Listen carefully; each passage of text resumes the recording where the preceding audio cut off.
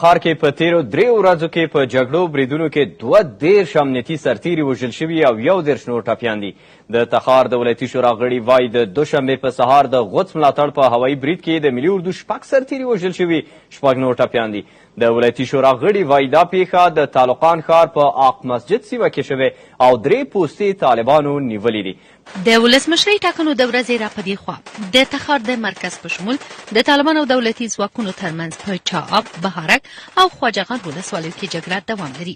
په دې موده کې 3 ولسوالۍ د طالبانو لاسته لوېدلې دي.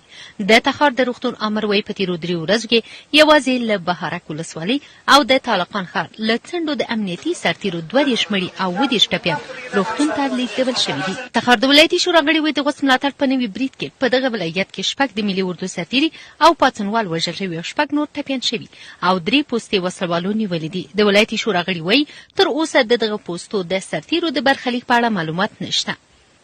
از طرف شب تیارات وقتی که بالای سر از اینا میآید در تاریکی شب توسط تیارات حمایت قاطع اینا بمباردمان میشه. همه از اینا توسط بمباردمان تیارات حمایت قاطع اینا شهید میشن و زخمی میشن. د تخار اوسیدونکي او د ولایتي شورا غړي اندېښمن دي چې طالقان به طالبان ونیسي. دوی وایي اوس طالبان د ښار 15 کیلومترۍ ته رسېدلي او بهارک چې طالقان ښار ته نږدې ولسوالي ده د طالبانو په ولکه کې ده. وضعیت در ولسوالی بهارک کاملا خراب است. دولت هیچ توجه نداره. تقریبا روز 10 11 است که طالب جای به جای شد. تا به حال از طرف نیروهای امنیتی هیچ کدام چې اجراات صورت نگرفته.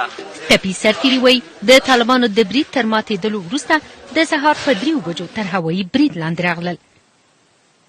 یکم تهران آمد اتشادی سر ما خاموش شدیم. وقت خاموش شدیم بود که تیاره